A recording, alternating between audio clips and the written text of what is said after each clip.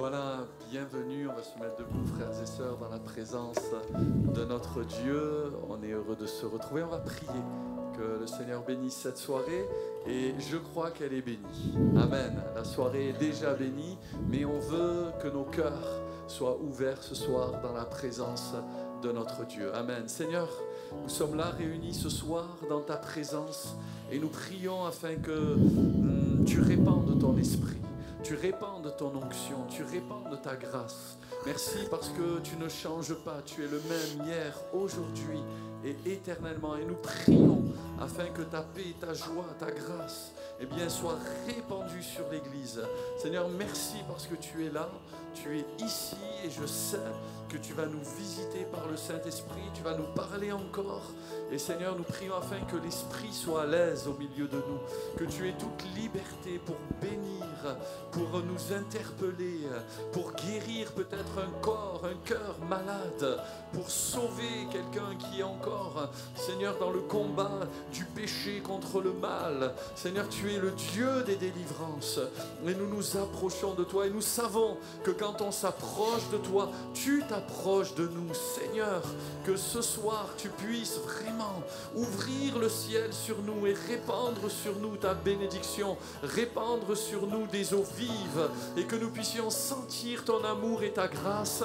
Bénis Sophie qui va diriger les chants, diriger ce moment. Bénis Seigneur, c'est l'auditoire également, que nous puissions te chanter de tout notre cœur et te dire à toi la gloire. Amen. À toi la louange, notre Dieu. Merci. Amen. Parce que tu es mort, amen, mais bien plus tu es ressuscité et tu règnes au siècle des siècles. Oui, nous déclarons ta victoire. Oui, nous déclarons que tu règnes. Oui, nous déclarons que tu es vainqueur et nous te disons à toi la gloire, notre Père, au nom de Jésus. Amen. On peut dire un grand amen, amen, amen, et acclamer Jésus, le roi des rois, amen, et amen, le Seigneur des seigneurs. Amen.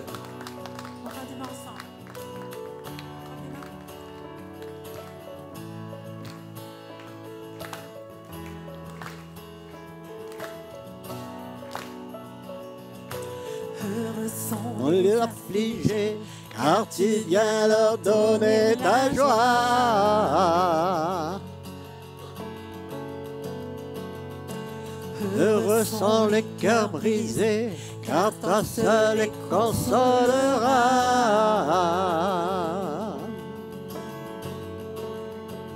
Car tu nous remplis d'une vie nouvelle, nous t'aimerons d'un amour éternel. Tu ouvres grand les portes des cieux, nous voulons déclarer que tu es notre Dieu.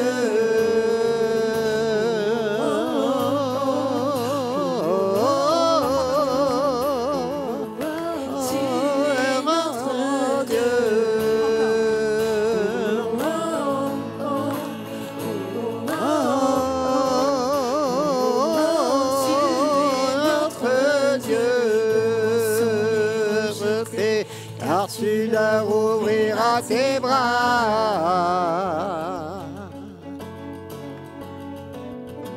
Heureux ceux qui ont donné, car c'est toi qui les consommeras.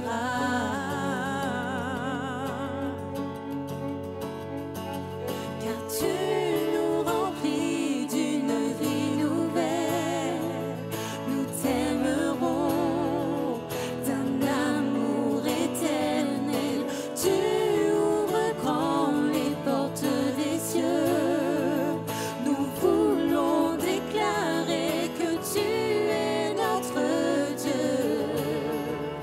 Oh, oh, oh, oh, oh, oh, oh, oh, tu es notre Dieu. Oh, oh,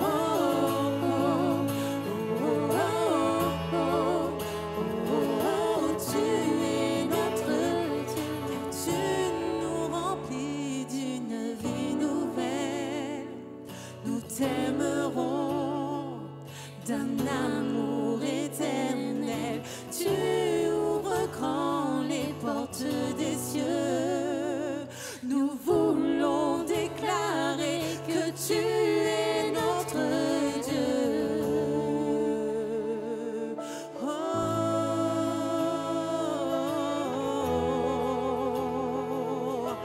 Tu es notre Dieu.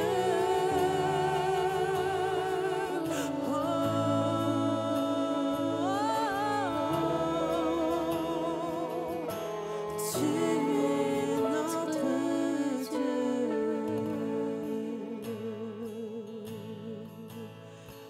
Oui, Seigneur, tu es notre Dieu, tu es notre roi. Tu es tout pour nous, Seigneur Jésus. Les mots manquent, Seigneur, face à notre reconnaissance pour tout ce que tu as fait pour nous. Seigneur Jésus, tu nous as livré ta vie sans hésiter parce que tu nous as aimés. Tu as donné, Seigneur, ton corps, ton sang à la croix pour que nous puissions être là devant toi. Alors, Seigneur, nous voulons répondre à cet amour. Nous sommes là. Nous sommes là pour toi, Seigneur. Nous te donnons nos cœurs et nous te donnons nos pensées, Seigneur Jésus. Nous voulons être captivés par toi ce soir, Jésus.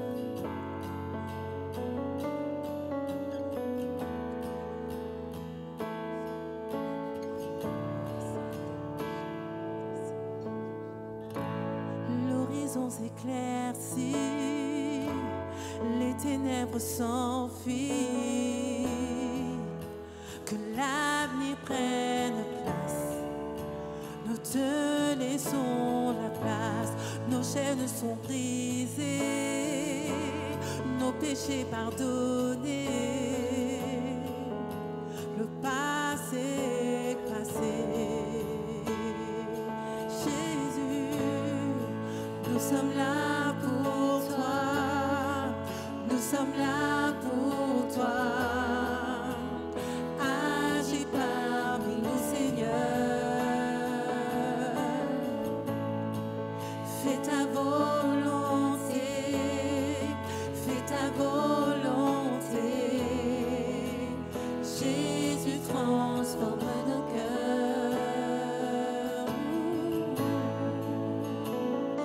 Nous avons soif de toi, nous voulons plus de toi.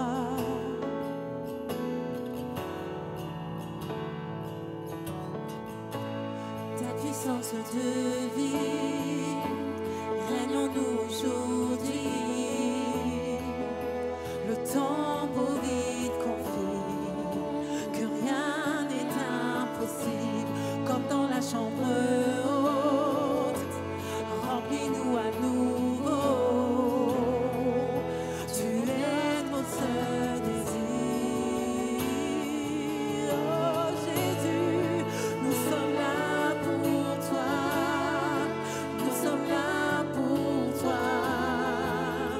Agis parmi nous, Seigneur. Fais ta volonté, fais ta volonté, fais ta volonté. Jésus, transforme nos cœurs. Nous sommes là pour toi. Nous sommes là pour rien que pour toi, oh Dieu. Pour toi. Mais nous, Seigneur, fais ta volonté dans nos vies. Fais ta volonté. Fais ta volonté. Jésus, transforme nos cœurs.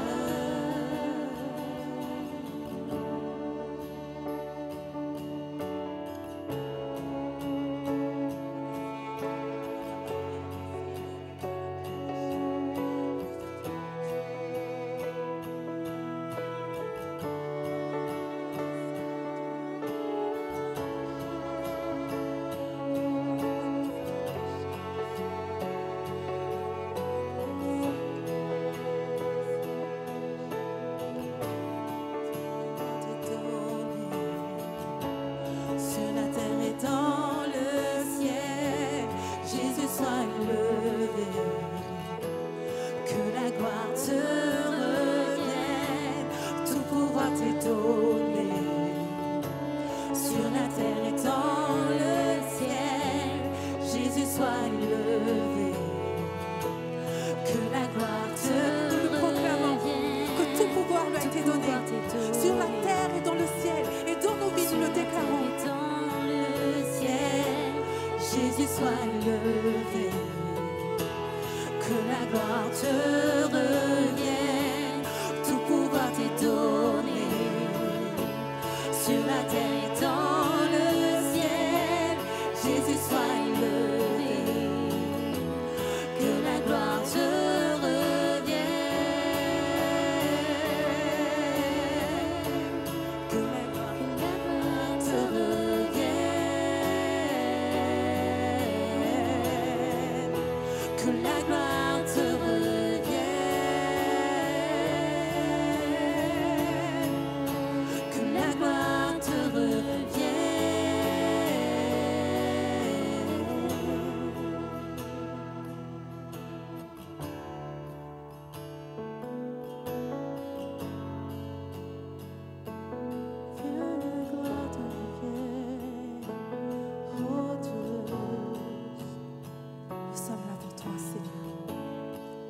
Nous sommes là pour toi, nous sommes là pour toi. Agis parmi nous, Seigneur. Fais ta volonté, fais ta volonté. Jésus, transforme nos cœurs. Nous sommes là pour toi, Seigneur, nous le voulons.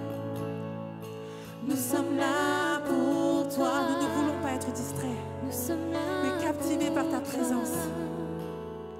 agis parmi nous, Seigneur. Alors fais ce que tu veux faire. Fais ta volonté, fais ta volonté. Jésus, transforme nos cœurs.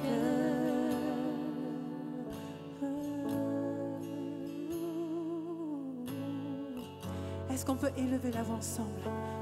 Crier à Dieu. Je crois que quand des cœurs ont soif de lui, quand des cœurs l'acclament, le réclament, Jésus, nous avons soif de toi. Nous ne voulons pas passer un mardi soir habituel, mais nous nous attendons à toi.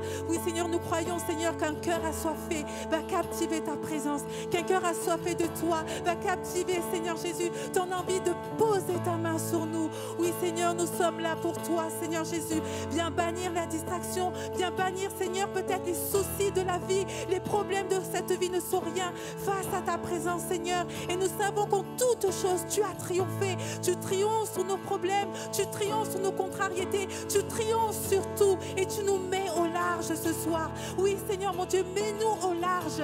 Nous voulons être, Seigneur, avec toi, demeurer avec toi dans les lieux célestes, dans les lieux de ta présence, Seigneur, là où tu règnes, oh Dieu. Nous sommes là.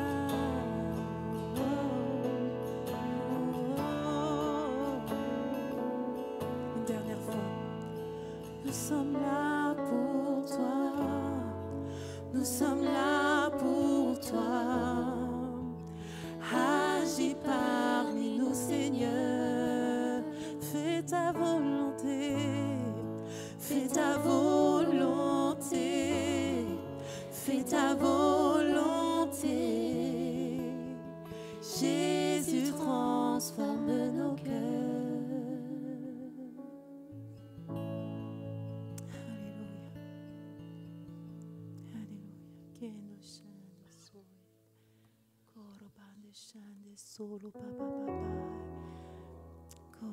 Je voulais vous partager un petit témoignage. Je voudrais vous encourager dans la prière.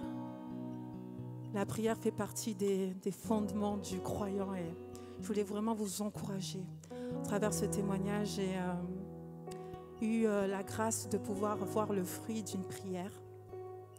Une sœur proche de moi priait pour son frère qui à l'époque était incarcéré et on était un groupe de prière et on intercédait pour lui, on priait pour que Dieu le sorte de cette situation de délinquance et on en avait fait vraiment un cheval de bataille. On se disait on lâchera rien quoi, on lâchera rien. Et ça m'a fait penser un peu à la prédication de Yvan ce dimanche où il disait de renverser en fait les autels. Et je crois vraiment que Dieu nous donne le pouvoir, nous qui sommes enfants de Dieu, de renverser les autels dans les familles. Et c'est vraiment ce qu'il y avait dans cette famille. Ce frère bien-aimé était loin de Dieu, était incarcéré en prison et c'était le chaos dans sa vie. Mais on a prié, on n'a pas lâché. Et j'ai vu cet homme sortir de prison.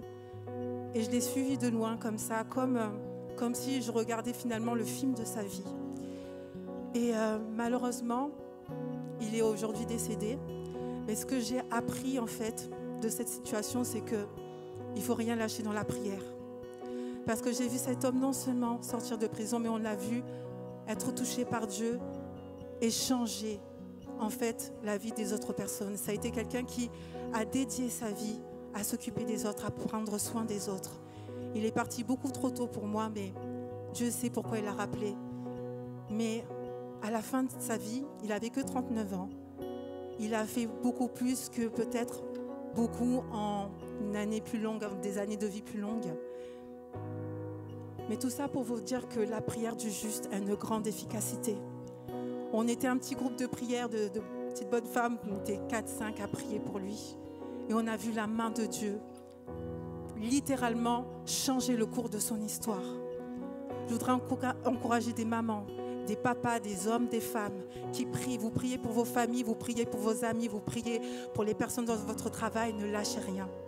Continuez à prier. Peut-être que vous ne verrez pas le fruit, ou peut-être que Dieu vous fera grâce de voir le fruit de vos prières. Mais persévérez car Dieu agit. Imaginez, nous qui sommes là tous ensemble, on est peut-être, je ne sais pas, une cinquantaine, même plus encore. Notre voix porte. Elle a un poids dans le monde spirituel.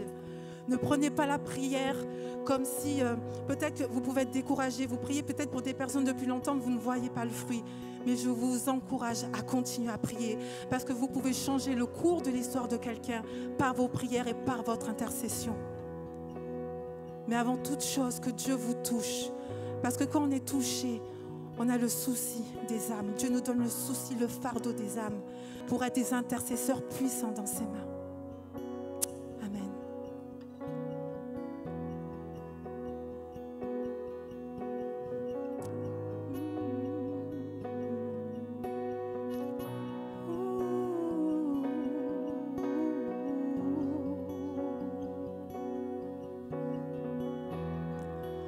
Oh, quelle paix dans ces moments, dans le calme de ta présence, quand le bruit faiblit et que tu parles à mon âme. Tu as toute mon attention, fais-moi entendre ta voix, je ne veux rien manquer.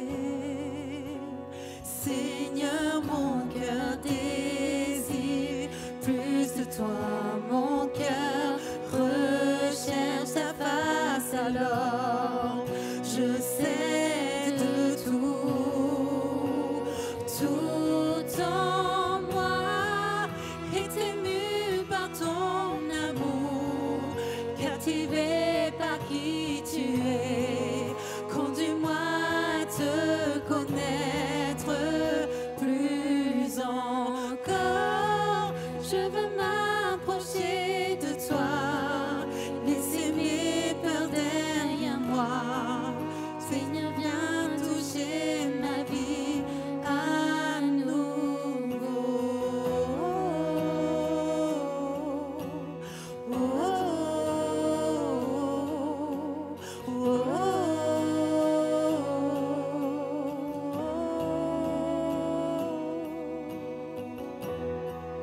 comme le soleil à l'aurore, comme la brise dans la nuit, ta paix me restaure, tu me donnes la vie.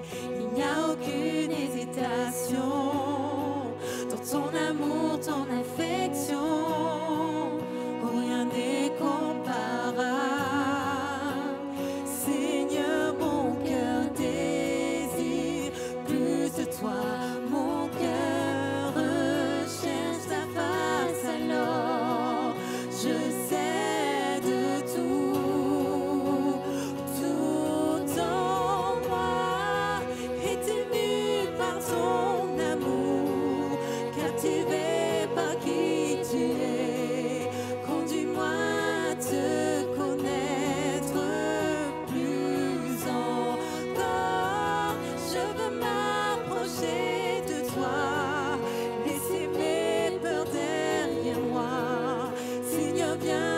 toucher ma vie, à tout en moi, est ému par ton amour, captivé par qui tu es.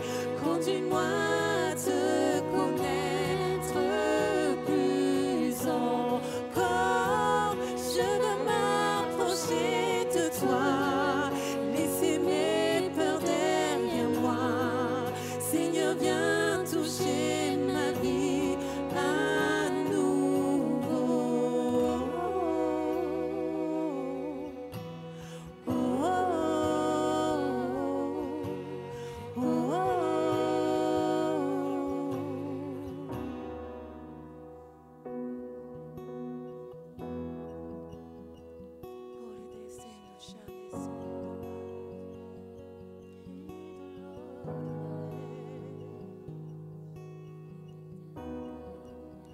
À toi j'ouvre mon cœur, Seigneur. À toi j'ouvre mon cœur à jamais. Fais ce que tu, toi seul, sais faire. Jésus, viens régner dans ma vie. À toi j'ouvre mon cœur, Seigneur.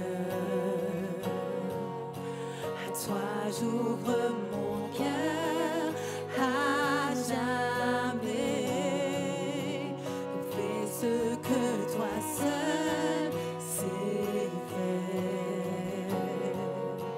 Jésus, viens régner dans ma vie. À toi j'ouvre mon cœur, Seigneur.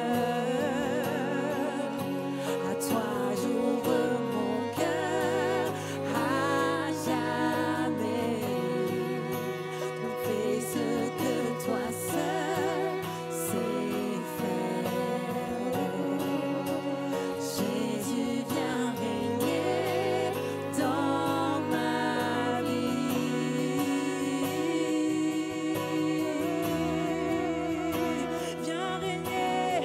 Viens régner dans nos vies. Toi seul, Seigneur, veux le faire, c'est bien. Viens régner dans nos situations, viens régner dans nos familles, viens régner, oh Dieu.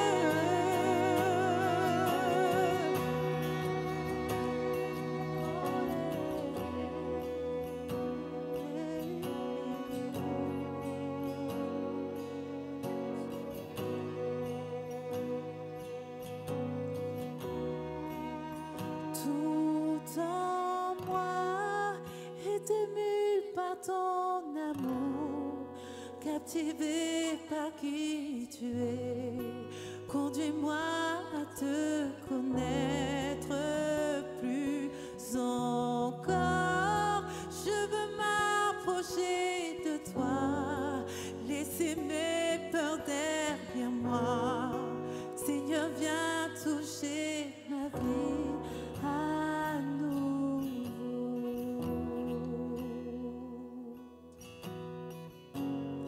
À nouveau.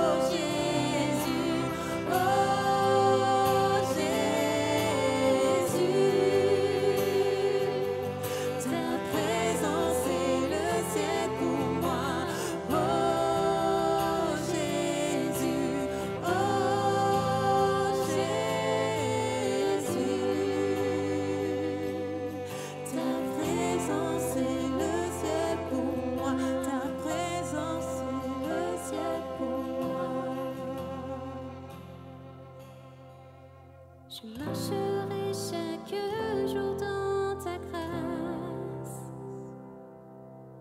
car un jour je te verrai face à face. Mais ici rien ne peut me satisfaire. Jésus, ton amour me désaltère. Mais ici rien ne peut me satisfaire. Jésus, ton amour me désaltère. Jésus, ton amour me désaltère. Oh, ta présence, c'est le ciel pour moi.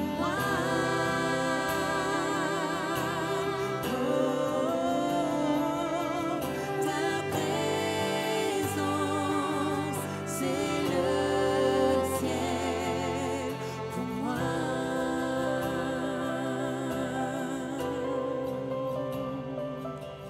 Ta présence, c'est le ciel pour moi.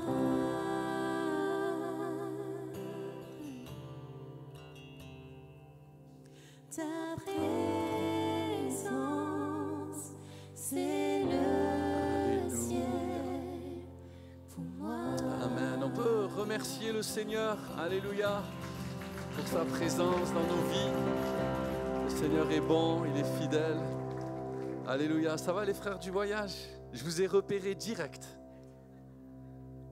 Direct. Je ne sais pas si elle est là, notre sœur du voyage qui ne voyage plus, mais qui est chez nous maintenant. Soyez bénis mes frères. Vous pouvez reprendre place dans la présence de Dieu. Je vais inviter notre frère Pierre Ségura à apporter la parole de Dieu maintenant. Merci Pierre.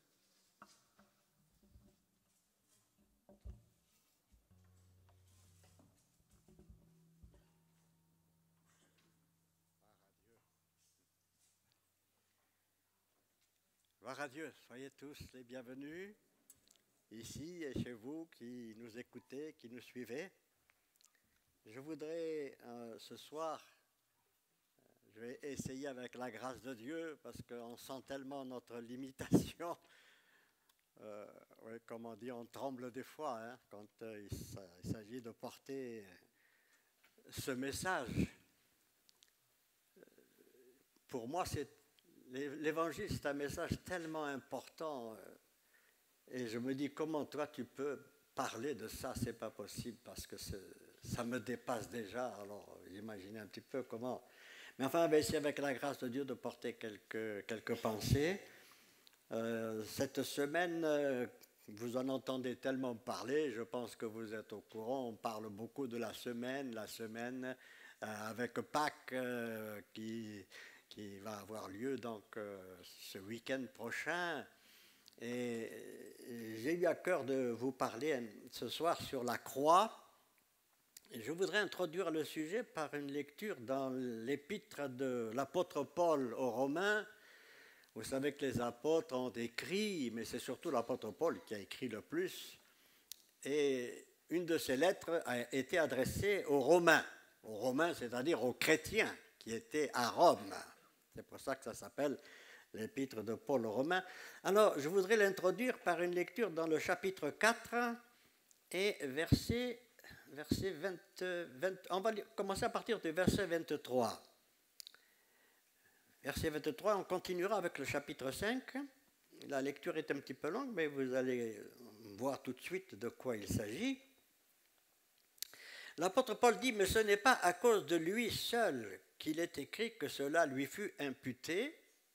C'est encore à cause de nous à qui cela sera imputé, à nous qui croyons en celui qui a ressuscité des morts, Jésus notre Seigneur, lequel a été livré pour nos offenses et est ressuscité pour notre justification. Étant donc justifiés par la foi, nous avons la paix avec Dieu. » Amen. Étant donc justifiés par la foi, nous avons la paix avec Dieu par notre Seigneur Jésus-Christ, à qui nous devons d'avoir eu par la foi accès à cette grâce, dans laquelle nous demeurons fermes, et nous nous glorifions dans l'espérance de la gloire de Dieu. Bien plus, nous nous glorifions même des afflictions, sachant que l'affliction produit la persévérance la victoire dans l'épreuve, et cette victoire, l'espérance. Or, l'espérance ne trompe point, parce que l'amour de Dieu est répandu dans nos cœurs par le Saint-Esprit qui nous a été donné. Car lorsque nous étions encore sans force, écoutons bien ceci, nous étions sans force, nous n'avions rien du tout. À ce moment-là, Christ, au temps marqué, est mort pour des impies. À peine mourrait-on pour un juste, quelqu'un peut-être mourrait pour un homme de bien, mais Dieu prouve son amour envers nous en ce que lorsque nous étions encore des pécheurs, nous n'étions pas bien, Christ est mort pour nous. À plus forte raison donc, maintenant que nous sommes justifiés, par son sang, serons-nous sauvés par lui de la colère. Car si lorsque nous étions ennemis, nous avons été réconciliés avec Dieu par la mort de son Fils, à plus forte raison, étant réconciliés, serons-nous sauvés par sa vie. Amen. Nous étions ennemis. Vous vous rendez compte ce que dit ici cet homme de Dieu qui a reçu cette parole du Seigneur? Nous étions ennemis, nous avons été réconciliés. Ennemis. Dieu n'est pas venu chercher des gens bien, si je puis dire, n'est-ce pas? Je voudrais, si vous me le permettez, reprendre ce texte, mais en le lisant dans une autre version, pour peut-être vous donner un aperçu de, vous savez, le langage des apôtres, c'est un langage théologique, si on peut dire. Et des fois, on a besoin de l'entendre un petit peu dans notre langage, le langage habituel que nous avons tous les jours. Parce que c'est vrai qu'il y a des mots que nous trouvons dans la Bible, ce n'est pas les mots que nous employons tous les jours. J'ai retrouvé, par exemple, la version qu'on appelle la version du Semeur. Le même texte. Alors, écoutez bien, il nous est dit, elle nous concerne nous aussi, car la foi sera aussi portée à notre crédit. Si vous avez de l'argent qui est porté à votre crédit, c'est intéressant. Hein? Et là, il nous est dit, cela sera porté à notre crédit, à nous qui plaçons notre confiance en celui qui a ressuscité des morts, Jésus notre Seigneur. Il a été livré pour nos fautes, et Dieu l'a ressuscité pour que nous soyons déclarés justes. Puisque nous avons été déclarés justes en raison de notre foi, nous sommes en paix avec Dieu grâce à notre Seigneur Jésus-Christ. Par lui, nous avons eu accès, au moyen de la foi, à ce don gratuit de Dieu dans lequel nous nous trouvons désormais établis. Et notre fierté se fonde sur l'espérance d'avoir part à la gloire de Dieu. Mieux encore, nous tirons fierté même de nos détresses, car nous savons que la détresse produit la persévérance conduit à la victoire dans l'épreuve, et la victoire dans l'épreuve nourrit l'espérance. Or, notre espérance ne risque pas d'être déçue, car Dieu nous a versé son amour dans nos cœurs par l'Esprit Saint qu'il nous a donné. En effet, au moment fixé par Dieu, c'est ce texte que je voudrais retenir ce soir, ce moment fixé par Dieu, alors que nous étions encore sans force. Christ n'est pas mort quand nous étions bien. Christ est mort quand nous étions encore sans force. Ça veut dire qu'on ne pouvait rien faire. On n'avait pas de force pour faire quelque chose. Eh bien, le Christ est mort pour des pécheurs. À peine accepterait-on de mourir pour un juste. Peut-être quelqu'un aurait-il le courage de mourir pour le bien. Mais voici comment Dieu nous montre l'amour qu'il a pour nous alors que nous étions encore des pécheurs. Nous étions encore des pécheurs, le Christ est mort pour nous. Donc, puisque nous sommes maintenant déclarés justes grâce à son sacrifice pour nous, nous serons, à plus forte raison encore, sauvés par lui de la colère à venir. Alors que nous étions ses ennemis, Dieu nous a réconciliés avec lui par la mort de son Fils. À plus forte raison, maintenant que nous sommes réconciliés, serons-nous sauvés par sa vie. Amen. Je ne sais pas si ça vous a donné une petite idée de ce message que nous apporte ici l'Évangile, la parole de Dieu. Et donc, le titre de mon message ce soir, c'est « La croix au temps marqué ». La croix pas avant, la croix pas après, la croix au temps marqué. Et il est indéniable, vous pouvez lire les Écritures de bout en bout, il est indéniable que la mort de Christ avait pour objectif nos péchés. Nous étions encore des pécheurs, dit la Bible. Christ n'est pas mort lorsqu'il a vu que nous commencions à faire le bien, pas du tout. Nous étions encore des pécheurs. Paul déclare ici, lequel a été livré pour nos offenses. Jésus, c'est lui qui a été livré pour nos offenses. La mort de Christ fut une mort expiatoire. Christ, nous dit la Bible, est mort pour nos péchés. Pour ceux du passé, pour ceux de l'avenir, le point de rencontre dans l'histoire, c'est la croix. Christ est mort pour ceux qui avaient déjà espéré dans la venue du Sauveur, et Christ est mort pour ceux qui allaient croire en lui par la suite. La Bible dit Christ, au verset 6, Christ, au temps marqué, est mort pour des impies. Au temps marqué, est mort pour des impies. Ensuite, dans Galates chapitre 4, verset 4, je vais citer plusieurs passages de l'Écriture ce soir, il est dit, n'est-ce pas, Galates 4, 4, mais lorsque les temps ont été accomplis, Dieu a envoyé son Fils, né d'une femme, né sous la loi, afin de racheter ce qui était sous la loi. Autant, quand les temps ont été accomplis, il y a eu un temps, pas avant, pas après. Dans Hébreux chapitre 9, verset 26, il est dit, maintenant, à la fin des siècles, il a paru une seule fois pour abolir le péché par son sacrifice. Moi, je trouve ce texte extraordinaire. À la fin des siècles, nous sommes dans la fin des siècles, nous dit la Bible, il a paru une seule fois pour abolir le péché par son sacrifice. La croix de Jésus, la mort de Jésus à la croix, ça a été l'abolition du péché, du pouvoir du péché sur l'être humain. Il nous est dit qu'il a paru une seule fois. Christ ne va pas revenir mourir une autre fois. C'est une erreur de croire au renouvellement, n'est-ce pas, de la mort de Christ. Christ n'avait pas besoin de mourir plusieurs fois. Une seule fois, sa mort était suffisante. Et il nous est dit que par cette mort, il a aboli, je voudrais que vous reteniez ce verbe abolir. Il a aboli le péché par son sacrifice. Dans 1 Pierre chapitre 1, verset 20, il nous est parlé ici que nous sommes rachetés par le sang de Christ.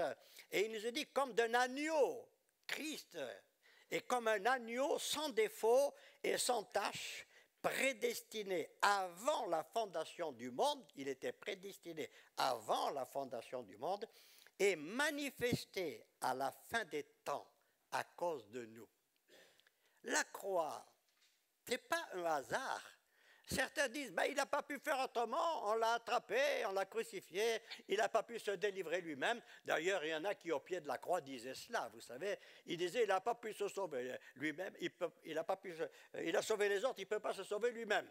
Donc, il y avait des gens qui n'ont pas très bien compris qu'il s'agissait ici de l'envoyé de Dieu, n'est-ce pas? Jésus disait dans l'évangile de Jean, chapitre 8, verset 56, il a dit une parole étrange. Pour vous qui avez déjà lu les évangiles, vous devez peut-être vous souvenir de cette parole. Il dit, Abraham, votre père, a tressailli de joie, il parle à des Juifs, Abraham, votre père, dit-il, a tressailli de joie de ce qu'il verrait mon jour. Abraham, qui a vécu pas longtemps avant la venue de Jésus, bien sûr, Abraham a tressailli de joie de ce qu'il verrait mon jour. Et Jésus ajoute, il l'a vu mon jour, et il s'est réjoui. Il a vu le jour de Jésus, Abraham. Et on se dit, comment il a vu, n'est-ce pas, le jour de Jésus? Jésus dit qu'il l'a vu, et il s'est même réjoui, Abraham, à l'époque. Jésus n'était pas encore venu, mais déjà, vous voyez, c'était prévu. était prévu. La foi d'Abraham, finalement, se portait en avant. Ils attendaient, vous savez, les gens de l'ancien temps, ils attendaient celui qui serait l'aboutissement de toutes les promesses. Il y a des tas de promesses que Dieu avait faites de l'Ancien Testament par les prophètes, etc. Mais on attendait celui qui allait être l'accomplissement. Et ce point fixe dans l'histoire, comme on lui dit ce soir, la croix au temps marqué, ce point fixe dans l'histoire, eh bien c'est la croix. Le ciel attendait ce moment, vous savez, où le Fils allait descendre du ciel, il allait devenir homme, et il allait aller jusqu'à la croix. C'était le moment que le ciel attendait. Et aujourd'hui, nous regardons dans l'histoire et nous regardons à ce moment où le Fils de Dieu s'est livré lui-même. Job disait dans chapitre 19, verset 25, je vous donne la version en français courant, il dit « Je sais bien, moi, que j'ai un défenseur vivant, et qu'il se dressera enfin sur cette terre. » Notre version habituelle dit ceci, « Je sais que mon Rédempteur est vivant et qu'il se lèvera le dernier sur la terre. » Donc ça veut dire que les patriarches, les gens d'autrefois qui avaient la foi, les croyants de l'Ancien Testament, avaient les regards tournés vers le Rédempteur. Il n'était pas encore venu, mais eux, ils attendaient le Rédempteur. Ils sont morts dans cette foi. Ils attendaient le Rédempteur. Ils avaient l'habitude de sacrifier, par exemple, un agneau. Pas qu'un agneau, mais entre autres l'agneau, pour expier leurs fautes jusqu'au jour où, comme disait Abraham à son fils, qu'est-ce qu'il a dit Abraham à son fils? Vous connaissez l'histoire d'Abraham et avec son fils? Quand Dieu lui a demandé quelque chose d'impensable. Moi, j'apprends, quand je lis ce texte, vous savez, dans Genèse chapitre 22, quand je lis ce texte, j'hésite peut-être même à le lire. Parce que ce que Dieu demande à Abraham à ce moment-là, c'est inouï. Il lui dit, voilà, tu vas prendre ton fils, et pas n'importe lequel, parce que peut-être il aurait... Vous savez qu'il y avait Ismaël aussi, hein? Mais Dieu n'en parle même pas d'Ismaël. Il dit, celui que tu aimes, Isaac, prends-le et emmène-le. Et alors il lui dit, tu vas aller et sur une montagne que je te montrerai, tu l'offriras en holocauste. Wow. Eh bien moi je dis que c'est dur à lire, hein, vous ne trouvez pas? C'est très très très difficile, n'est-ce pas? Et alors que ils sont là, Abraham dira à ses serviteurs, vous restez là, mon fils et moi, nous allons aller plus loin pour adorer Dieu. Il allait adorer Dieu, il allait offrir son fils, n'est-ce pas? Et alors quand ils y allaient, la Bible nous dit qu'Abraham, il avait le feu, vous savez, on portait le feu comme ça, parce qu'on ne pouvait pas prendre son briquet à l'époque, hein. Alors il portait le feu, et il portait le couteau aussi. Et Isaac, son fils, il était chargé du bois. Et quand je vois Isaac chargé du bois qui monte sur cette montagne, je vois Jésus chargé de la croix en train de monter sur la montagne de Golgotha, le mont Morija. Car vous savez que c'est sur cette montagne que le Seigneur Jésus a été crucifié, mes frères et sœurs. Il monte sur la montagne. Et alors, mon père, c'est là que Isaac, je ne sais pas s'il se doutait de quelque chose. Ils sont en train de marcher tous les deux. Le papa tient le feu, hein, et puis le couteau, bien sûr. Et le fils, il porte le bois, et il monte. Et tout à coup, il y a le fils qui dit, mais mon père. Et le papa dit, me voici mon fils. Et Isaac répondit, voici le feu et le bois. Mais où est l'agneau pour l'Holocauste? Vous trouverez ça dans Genèse 22, verset 7. Mais oui, mais on en a le feu, on a le couteau, on a le bois. Il manque l'agneau pour l'Holocauste. L'agneau, vous voyez, l'agneau. Cette idée de l'agneau qui devait être sacrifié pour les péchés, voyez-vous. Voici l'agneau, n'est-ce pas? Mais où est-ce qu'il est? Et Abraham répond. Cet homme, il avait une vision extraordinaire de Dieu, vous savez. Abraham répondit, mon fils, Dieu se pourvoira lui-même de l'agneau pour l'Holocauste. Vous connaissez l'histoire, la suite. Quand là, Jésus dit, Abraham, il a vu mon jour, et il s'en est réjoui. Parce qu'au moment où il a pris son couteau pour sacrifier son fils Isaac, l'ange de l'Éternel l'arrête et lui dit, je sais maintenant que tu écoutes la voix de l'Éternel. Et alors la Bible dit qu'Abraham s'est retourné, et là il y avait, n'est-ce pas, l'animal qui avait été déjà prévu pour l'Holocauste, qui était retenu par les cornes dans un buisson. Et Abraham prendra cet animal et il le sacrifiera à la place d'Isaac. Et c'est ça ce que Jésus a fait. Nous devions être sacrifiés. Nous devions être punis. La Bible nous dit que nous étions maudits et il fallait que quelqu'un prenne notre place et qu'il soit maudit à notre place. Et là, la parole de Dieu nous dit que comme cet animal est mort à la place d'Isaac, eh bien Jésus est venu prendre notre place et il est mort à notre place. L'Écriture dit d'ailleurs, Abraham, levant les yeux, vit le lieu de loin. Ah oui, c'est vrai. Lui, il le voyait de loin. Nous, on le voit maintenant à Golgotha. Il y a des tas de gens qui se payent l'avion pour aller là-bas. En ce moment, ce n'est pas très rassurant d'y aller en Israël. Hein. Alors, ils vont, et ils vont le long de la Via Dolorosa, comme on l'appelle, le chemin du calvaire, que Jésus a emprunté portant sa croix, etc., que nous rapporte l'Écriture sainte. Et sur cette croix, ils arrivent sur cette montagne où Abraham a failli sacrifier son fils, mais c'est quelqu'un d'autre qui est mort à sa place. Eh bien, Jésus est monté sur cette montagne, mais lui, il n'y a pas quelqu'un d'autre qui a pris sa place. Jésus dira autre chose aussi, pour rappeler des textes de l'Ancien Testament. Il dit, et comme Moïse, dans Jean chapitre 3, verset 14, Jean 3, 14, vous connaissez Jean 3, 16, mais là c'est Jean 3, 14. Jean 3, 14, et comme Moïse éleva le serpent dans le désert. Jésus, il s'adresse à des Juifs qui connaissent l'Ancien Testament, les Écritures. Et alors, il parle d'un fait qui s'est accompli autrefois, lorsque le peuple d'Israël voyageait à travers le désert après avoir été délivré de l'Égypte. Et là, il y a eu un épisode, et il nous a dit, comme Moïse éleva le serpent dans le désert, il faut de même que le Fils de l'homme soit élevé. Voyez-vous. Donc Moïse a fait quelque chose un jour. Il éleva le serpent dans le désert. Qu'est-ce que c'est que cette histoire? Ceux qui ont lu la Bible, bien sûr, savent très bien où je veux revenir. Il a élevé un serpent dans le désert. Et la Bible nous dit, n'est-ce pas, que de même que lui, il a fait ça, le Fils de l'homme, vous savez qui est le Fils de l'homme? Jésus s'appelait le Fils de l'homme.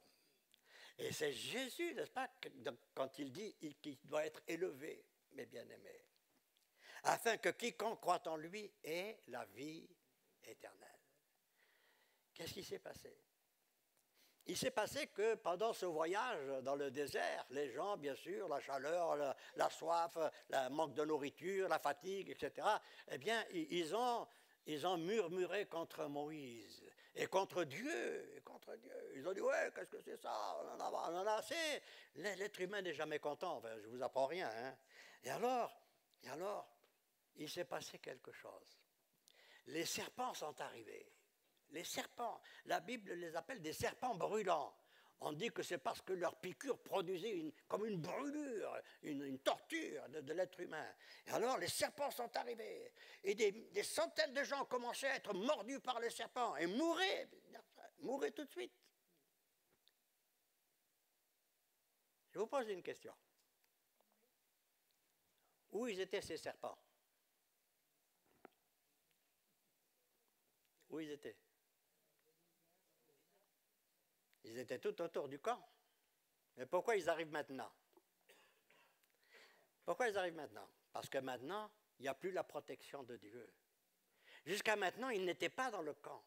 Jusqu'à maintenant, la protection de Dieu était sur eux. Mais voilà que ces gens-là, ils ont rejeté Dieu, ils ont rejeté Moïse, le représentant de Dieu. Et alors, qu'est-ce qui s'est passé? La protection a été enlevée. Et quand la protection a été enlevée, les serpents sont arrivés.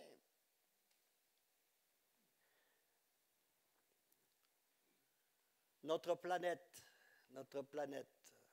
ne veut pas de Dieu. Si on ne veut pas de Dieu, où est la protection? Il n'y a pas de protection. Alors c'est les serpents.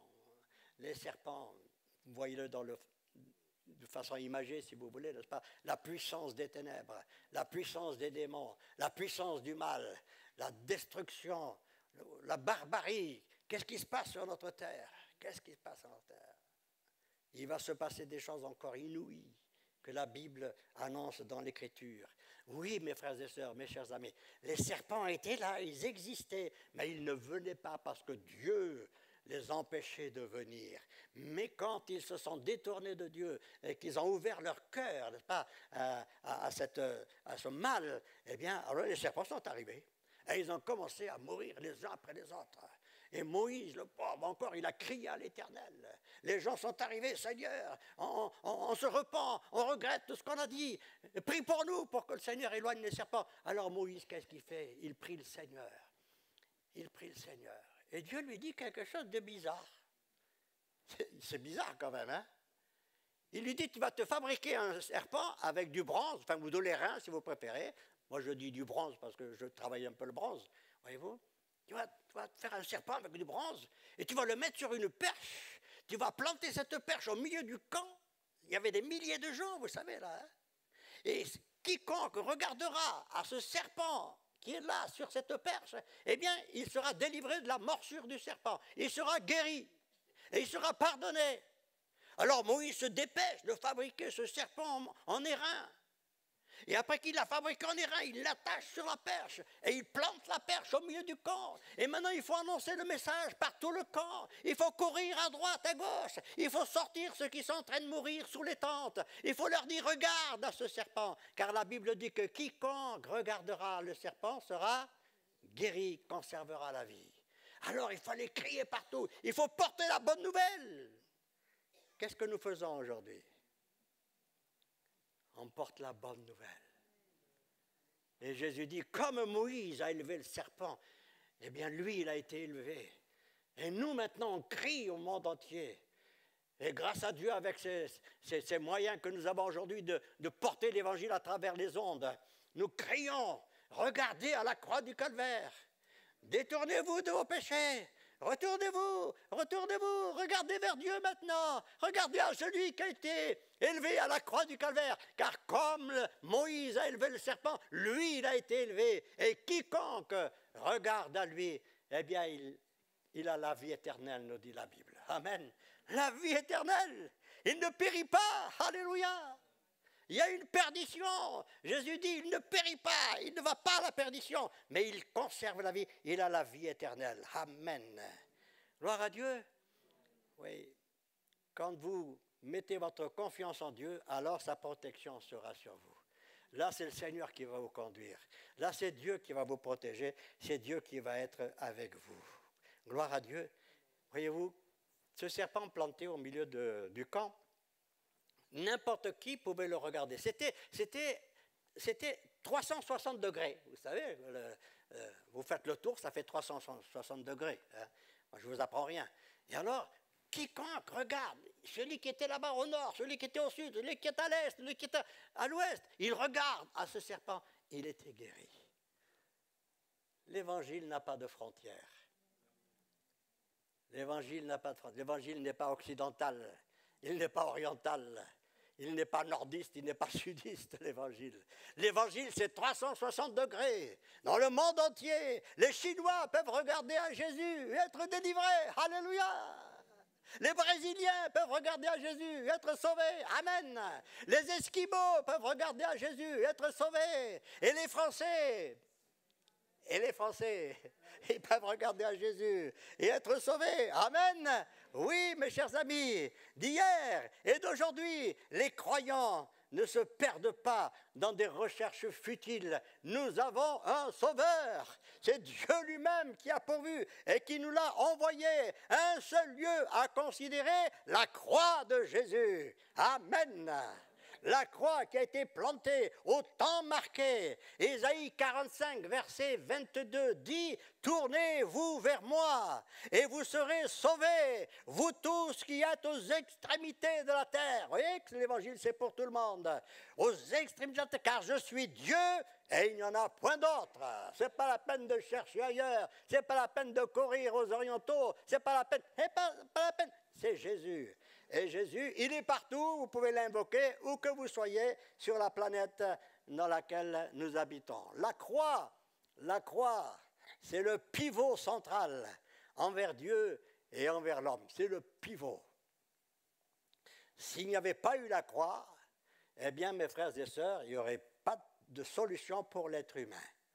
Pour Dieu, la mort de Jésus a expié pour nos péchés. Pour Dieu, c'est ça. Nos péchés ont été expiés. Et envers l'homme, eh bien, la croix du calvaire, c'est la victoire sur le péché. Vous avez, par la croix de Jésus, la victoire sur le péché. Romains chapitre 6, verset 1er dit « Que dirons-nous donc? Demeurerions-nous dans le péché afin que la grâce abonde? Loin de là, nous qui sommes morts au péché. » Ah tiens, c'est bizarre ça, on est morts au péché. Comment vivrions-nous encore dans le péché? Ignorez-vous que nous tous qui avons été plongés, immergés en Jésus-Christ, c'est en sa mort que nous avons été plongés, immergés, baptisés. Vous connaissez ces textes. Dieu regarde à la croix et qu'est-ce qu'il voit? Il voit nos péchés expiés. Pour Dieu, vos péchés sont expiés. Vos péchés sont expiés. Ce n'est pas la peine de chercher à droite, à gauche, est-ce que vraiment c'est pour Dieu? Il n'y a pas de problème. Il n'y a pas de problème. C'est pour ça que l'apôtre Paul dit, nous vous en supplions, soyez réconciliés avec Dieu. Celui qui n'a point connu le péché, Dieu l'a fait devenir péché pour vous, afin que vous deveniez aujourd'hui justice de Dieu. Quand Dieu regarde à la croix, les péchés sont expiés. Et l'homme regarde à la croix, qu'est-ce qu'il voit? Il voit qu'il est mort avec Christ au pouvoir du péché. Ce n'est pas vous qui êtes mort, ce n'est pas moi à la croix, mais c'est Jésus. Mais puisque c'est pour nous, nous avons le bénéfice de sa mort. C'est comme si c'était nous qui étions morts à la croix du calvaire, mais c'est lui qui l'a fait à notre place. C'est un peu comme si vous aviez une grosse dette dans un supermarché. Tiens, vous avez acheté à crédit hein, et puis vous n'avez plus d'argent pour payer. C'est pas ça? Non? J'espère que non. Hein? Mais voilà que le pasteur Ségura, qui est très riche, il a un portefeuille gros comme ça. Il apprend que vous êtes en difficulté financière. Alors il va voir le fameux magasin où vous devez tant d'argent. Et il va voir le responsable et il dit, la personne là, ah oui, cette personne n'en parlez pas, vous savez tout ce qu'elle me doit. Non, je viens pour ça. Combien elle vous doit? Je sors les gros billets, 500 €, plein de 500 €, parce qu'il y en a plein, vous savez. Vous avez déjà vu un billet de 500 €? Moi, jamais. Je ne sais même pas s'ils existent encore d'ailleurs. Hein. On les a sortis au début, mais après, on n'en entend plus parler. Enfin, je plaisante, bien sûr. Hein. Je paye à votre place. Combien vous devez? Plus rien. Vous comprenez? Nos péchés ont été payés. Il a payé, il est notre rédempteur. Vous savez ce que c'est qu'un rédempteur? C'est quelqu'un qui nous rachète. Il nous a rachetés, il a payé à notre place. Amen. Combien vous devez? Rien, j'ai payé. Mais voilà, le problème, c'est que vous ne le savez pas. Vous ne savez pas que j'ai payé parce que je ne vous l'ai pas dit. Je suis allé voir le responsable du magasin. Je lui ai dit, telle personne, elle vous doit combien? Il n'était pas content à votre égard, il était en colère. Mais quand il a vu la liasse de billets, il a dit, oh d'accord. Mais le problème, c'est que vous ne le savez pas. Vous êtes encore dans l'ignorance. Et comment vous êtes? Eh bien, vous êtes accablé, vous êtes torturé, vous êtes trituré, vous ne dormez pas la nuit, vous avez des angoisses, vous déprimez. Et pourtant, j'ai payé. Mais oui, mais vous ne le savez pas. Les gens sont sauvés, mais ils ne le savent pas. Christ a payé pour eux, mais ils ne le savent pas. Alors ils sont malheureux et ils vont être perdus à jamais parce qu'ils ne savent pas se tourner vers le Sauveur pour lui dire « Jésus, sauve-moi ce soir ». Alors je viens vous voir. Et je vous vois là, malheureuse ou malheureux, en train de pleurer. Et je vous dis, qu'est-ce que vous avez? Ah, vous en pensez, vous ne parlez pas, j'ai un problème. Et alors je vous raconte que j'ai payé pour vous. Qu'est-ce que vous faites à ce moment-là? Hein? Voyez-vous, c'est ça l'évangile. L'évangile, c'est Christ est mort pour nous. Il a payé notre dette, que Dieu soit béni. Alléluia. Oui, mes frères et sœurs, Dieu regarde à la croix et l'homme regarde à la croix. Elle est le point de rencontre. Dieu regarde à la croix, il voit vos péchés qui ont été expiés. Vous regardez à la croix et vous voyez vos péchés sont expiés. Quand vous voyez, vous croyez en Jésus, Dieu vous plonge dans la mort de Jésus. Vous n'avez pas été au magasin payer la dette que vous deviez, c'est moi qui l'ai faite. Mais vous allez vivre comme quelqu'un qui a été et a payé.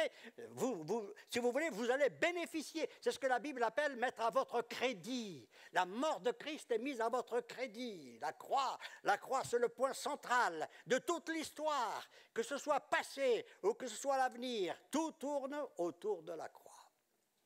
Paul dit dans Romains chapitre 6, que vous aurez l'occasion de lire à tête reposée à la maison, Romains chapitre 6, il dit, nous qui sommes morts au péché, c'est à la croix qu'on est mort au péché. Christ, n'est-ce pas, c'est en sa mort que nous avons été plongés, c'est à la croix du calvaire. Une même plante avec lui dans la conformité à sa mort, c'est à la croix du calvaire. C'est tout à la croix du calvaire. Notre vieil homme a été crucifié avec lui, c'est à la croix du calvaire. Voyez-vous. Vous bénéficiez de tout ce que Jésus a fait à la croix du calvaire. C'est vous qui en êtes les héritiers. Alléluia. Or, si nous sommes morts avec Christ, dit Paul, c'est à la croix du calvaire qu'on est mort avec Christ. C'est comme si, voyez-vous, vous étiez venu avec moi payer le bonhomme à qui vous deviez de l'argent en magasin. Ce n'est pas vous qui êtes venu, je suis allé moi. Eh bien là, c'est Christ qui a fait tout cela pour nous, mais nous, on va bénéficier de tout cela. L'homme pécheur, il a été crucifié à la croix du calvaire. Vous savez, Dieu, tel que l'homme il est, ça ne va pas, il est perdu, hein? Il est perdu. N'essayez pas de le rafistoler, parce que Dieu n'en veut pas de ce rafistolage. Lui, Dieu, qu'est-ce qu'il fait? Il accomplit maintenant une nouvelle création. Il fait de vous une nouvelle créature. La Bible dit, si quelqu'un est en Christ, il est une nouvelle créature. Les choses anciennes ont disparu, toutes choses deviennent nouvelles. La croix, elle a crucifié l'homme pécheur. Elle a condamné, n'est-ce pas, par la justice de Dieu, tout ce qui était en nous. Nous étions irrécupérables. Et en Jésus-Christ ressuscité, Dieu crée une nouvelle humanité. Amen. Alléluia. Christ est vivant. Alléluia. Et Christ est mort, n'est-ce pas, pour l'homme pécheur que nous étions. Et en ressuscitant, il ressuscite une nouvelle humanité. Si tu crois au Seigneur Jésus, tu deviens participant de cette nouvelle humanité. Tu deviens un homme nouveau, une femme nouvelle, même si la Bible n'emploie pas le mot femme nouvelle, moi je l'emploie ce soir. Voyez-vous, une nouvelle humanité. La croix plantée au milieu de l'histoire. C'est pour ça que j'ai mis la croix au temps marqué. Il y avait l'histoire d'avant, l'histoire d'après, elle est au centre de l'histoire. Elle a stoppé le processus du mal. Grâce à la croix, Dieu va renouveler le ciel et la terre. Dieu va renouveler une nouvelle terre, voyez-vous, mes chers amis. Et la résurrection met en évidence une nouvelle humanité qui est justifiée et qui est purifiée et qui doit maintenant marcher sous les ordres du Seigneur Jésus. La croix, c'est le lieu du salut. La croix, c'est votre salut. Pour ce qui me concerne, disait Paul dans Galates 6,14, il dit, pour ce qui me concerne, loin de moi la pensée de me glorifier d'autre chose que de la croix de notre Seigneur Jésus-Christ, par qui le monde est crucifié pour moi. Le monde, Dieu ne veut pas de ce monde méchant, mauvais. Il l'a crucifié et, dit Paul, moi j'ai été crucifié pour le monde, je n'existe plus pour le monde. Galates chapitre 2, verset 20, il dit, j'ai été crucifié avec Christ. C'est ça qui nous est arrivé, voyez-vous. On a été crucifié avec Christ, puisqu'il nous représentait. Et si je vis, c'est plus moi qui vis, c'est Christ qui vit en moi. Si je vis maintenant dans la chair, je vis par la foi au Fils de Dieu qui m'a aimé et qui s'est livré lui-même pour moi. La croix du calvaire, c'est aussi la victoire sur Satan, notre ennemi. Il faut que j'en parle, c'est celui-là. Parce que qui est-ce qui mène le bal, si je puis dire, sur cette terre, mes chers amis? Jésus dit dans Jean chapitre 12, verset 31, il dit maintenant, il prévoit déjà sa mort, le Seigneur Jésus, à ce moment-là, hein, chapitre 12, verset 31, il dit maintenant a lieu le jugement de ce monde. Et il dit maintenant le prince de ce monde sera jeté dehors. Qui c'est qui est appelé le prince de ce monde? Eh bien, vous relirez l'Écriture et vous verrez que c'est le diable, le méchant, Satan, qui est appelé, n'est-ce pas, le prince de ce monde. Et il dit, il sera jeté dehors. Amen. Ça, c'est la croix du calvaire. Et moi, dit Jésus, écoutez bien la suite, et moi, quand j'aurai été élevé de la terre, rappelez-vous le serpent dans le désert qui a été élevé, et le Fils de l'homme qui a été élevé comme le serpent dans le désert, Jésus notre Sauveur. Eh bien, dit Jésus, quand j'aurai été élevé de la terre, j'attirerai tous les hommes à moi. Et il nous est dit qu'en parlant ainsi, il indiquait de quelle mort il allait mourir. La croix, ce n'est pas un accident. La croix, ce n'était pas malgré lui. Jésus a dit, j'ai le pouvoir de donner ma vie, j'ai le pouvoir de la reprendre, tel est l'ordre que j'ai reçu de mon Père. C'est lui qui a donné sa vie. Personne ne m'ôte la vie, a dit Jésus. C'est moi qui la donne de moi-même. En mourant sur la croix, n'est-ce pas, la Bible nous dit que le prince de ce monde allait être jeté dehors. Alléluia. Le prince de ce monde jeté dehors. C'est bien, hein? Eh bien, croyez au Seigneur Jésus et vous serez délivrés de son emprise. La Bible nous dit, ils chasseront les démons au nom de Jésus. Ils seront délivrés de la puissance des ténèbres. Alléluia. Colossiens chapitre 2, verset 14. Vous voyez, je vous ai dit que j'allais lire quelques textes quand même. Hein. Colossiens 2, 14, il a effacé, ça c'est Dieu, qu'est-ce qu'il a fait Dieu avec Jésus? Il dit, il a effacé l'acte dans les ordonnances nous condamner. Ah tiens, il y avait quelque chose d'écrit, tout ce que vous avez fait, tout est écrit, tout est rapporté, mes frères et sœurs. Eh bien, cet acte qui te condamne, parce que ce sont que c'est l'être humain que tu es, n'est-ce pas? Eh bien, la Bible nous dit que cette ordonnance qui nous condamnait et qui subsistait contre nous, il l'a effacée. Paf, une éponge. Ça n'existe plus. Gloire à Dieu. Qu'est-ce qu'il a fait? Et il l'a détruit en le clouant à la croix. Il a pris tout ce qui vous condamnait. C'était écrit là, tu as fait ceci, tu as fait cela, tu es perdu, tu es perdu. Il a pris ça et il est allé à la croix. Symboliquement, il l'a cloué. C'est lui qui a été cloué, parce qu'il te représentait. Il a pris tes péchés et il est mort à ta place. Et il nous est dit donc il est allé jusqu'à le clouer à la croix. Et ensuite, il est dit qu'il a dépouillé. Vous savez ce que ça veut dire, dépouiller, selon la Bible? Ça veut dire enlever toute force, toute autorité, toute la puissance de l'ennemi. Et il nous dit qu'il a dépouillé les dominations, les autorités, les méchants, le diable et tous les démons. Et il les a livrés publiquement en spectacle en triomphant d'elle par la croix. Alléluia. Ouais, comme disait un vieux cantique, viens à la croix, âme perdue. Ouais. Viens à la croix. Le diable et tous ses démons ont été désarmés dans ce lieu appelé la croix. Amen. Est-ce que tu vas croire ce soir? Est-ce que tu vas croire? Est-ce que tu vas te décider ce soir où les démons vont encore continuer à te suggérer toute ta façon de vivre? Peut-être même il te dit, mais non, reste encore comme tu es encore quelque temps, profite un peu de la vie. Hein. Comme me disait un collègue un jour, enfin, quand je dis un collègue, quand j'étais inconverti, ou que je commençais à me convertir, il disait, moi je veux profiter de la vie, puis au dernier moment, je me tournerai vers Dieu. Oui, au dernier moment. Tu crois que tu seras vivant? Oui, tous les démons ont été vaincus par la croix de Jésus. Ils ont été désarmés par la croix de Jésus. Quand Dieu regarde à la croix, il voit nos péchés expiés. Oui.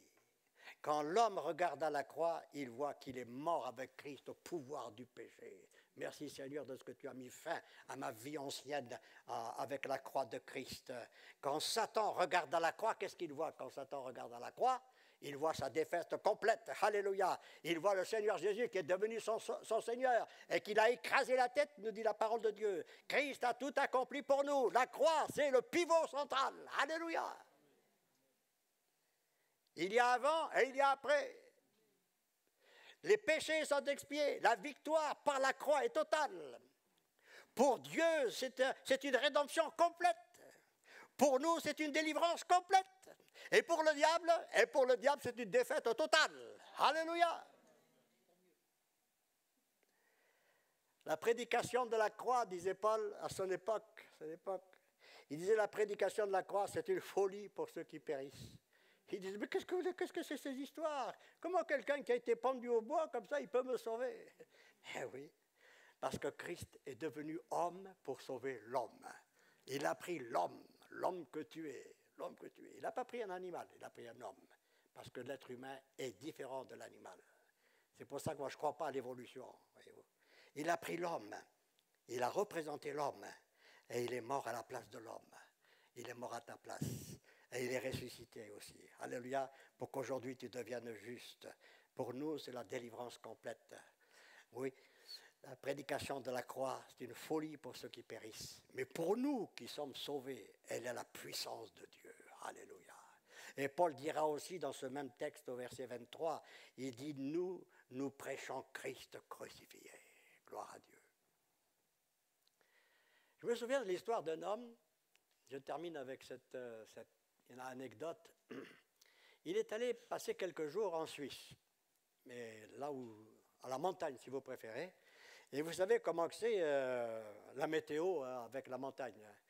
Vous partez, il fait beau, hein, et tout à coup, qu'est-ce qui se passe? Eh bien, c'est la tempête.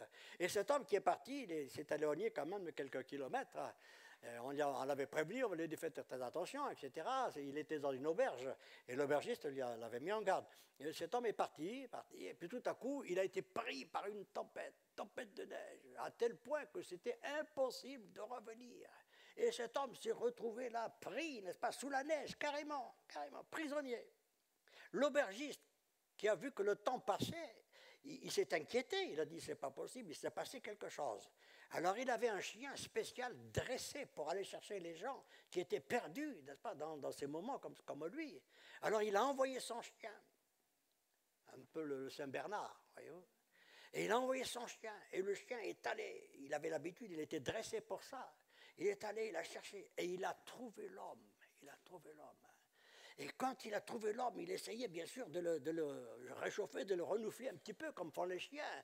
Mais cet homme, quand il a vu tout à coup ce chien, il a cru que c'était un loup. Il a pris un couteau, et il a planté, n'est-ce pas, le couteau au chien.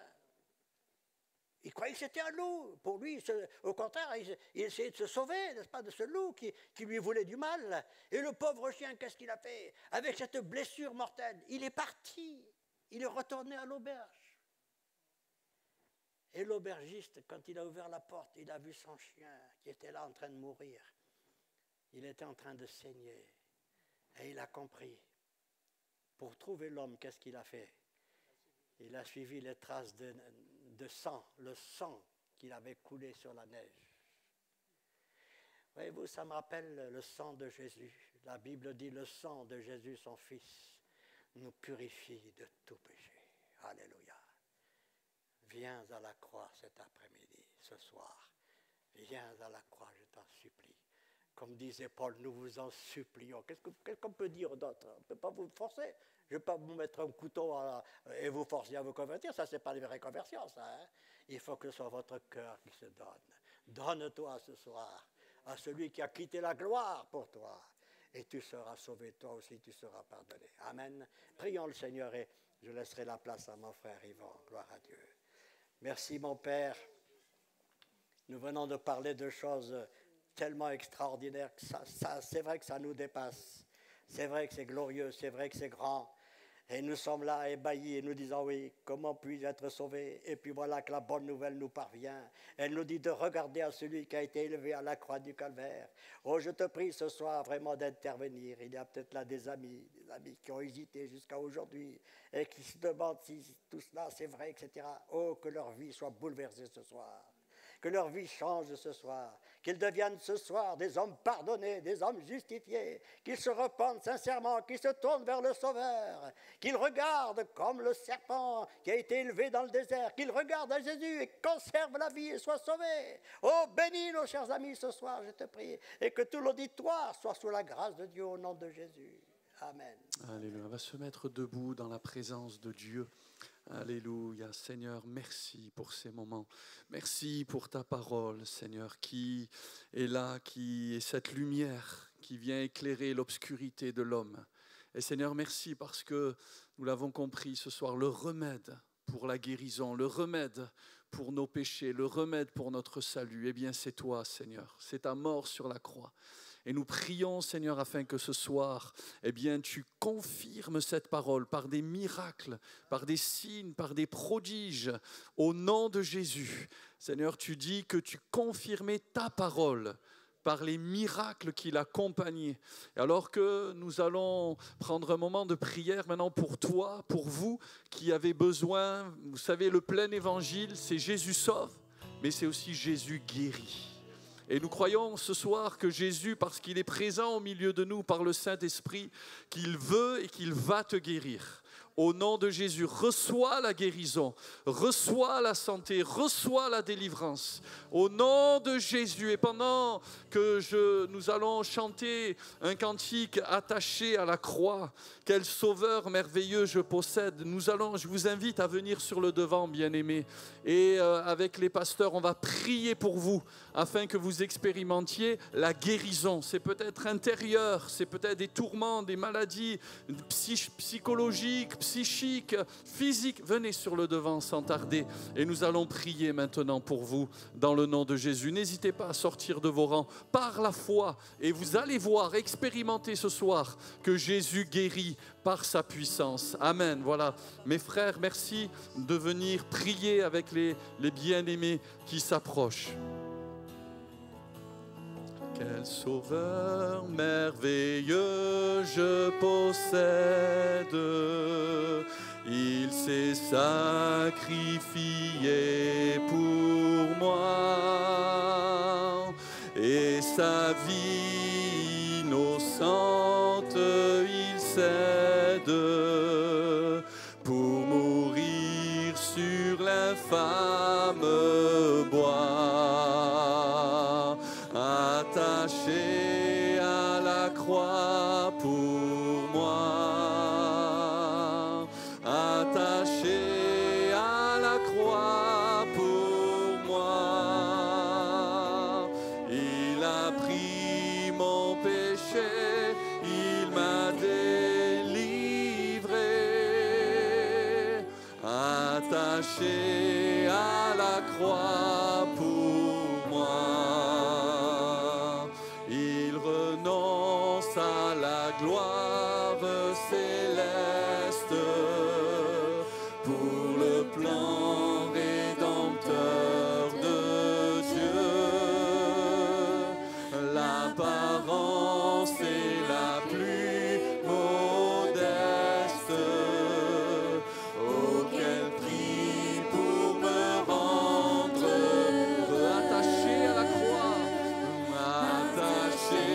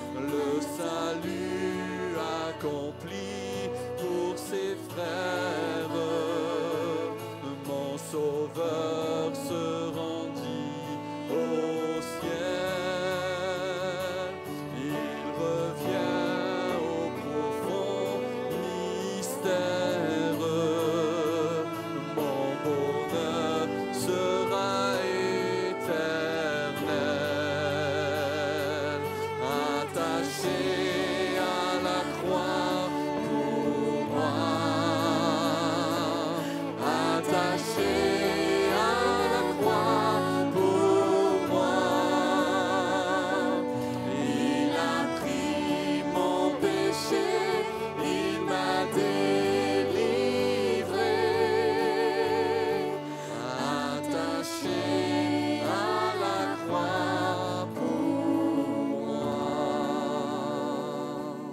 Amen.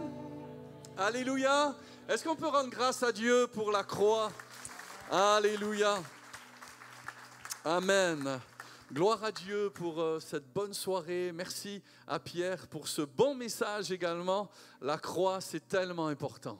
C'est la source de notre salut. Amen. Avant de se séparer avec un dernier chant de victoire. Alléluia, parce qu'on célèbre la mort, mais on célèbre aussi la résurrection. Amen. Quand les femmes sont allées au tombeau au matin de Pâques, elles ont vu que le tombeau était vide parce que Jésus est vivant. Nous ne prions pas un Dieu mort, nous prions un Dieu vivant. Il est vivant, il est ressuscité et il nous bénit chaque jour. Alléluia. Alors, je vous donne rendez-vous pour ceux qui le peuvent vendredi à 14h. Il y a un temps de prière ici dans ce lieu. Samedi à 11h, il y aura le culte en langue arabe. À 17h30 samedi, il y aura les jeunes qui se retrouveront. Et on se retrouve dimanche également pour nos 2 célébrations de Pâques où on célébrera la mort et la résurrection de Jésus encore une fois. Et donc à 9h30 et 11h30, on se retrouve tous ensemble. Et je rappelle que si les jeunes, vous n'êtes pas inscrits pour le week-end du 29 au 31 mai, c'est le dernier jour, dimanche, pour s'inscrire au week-end de jeunesse. Alors inscrivez-vous si vous voulez vivre des temps de bénédiction. Amen. On termine avec un chant. Merci Sophie, que Dieu nous bénisse tous ensemble. Amen.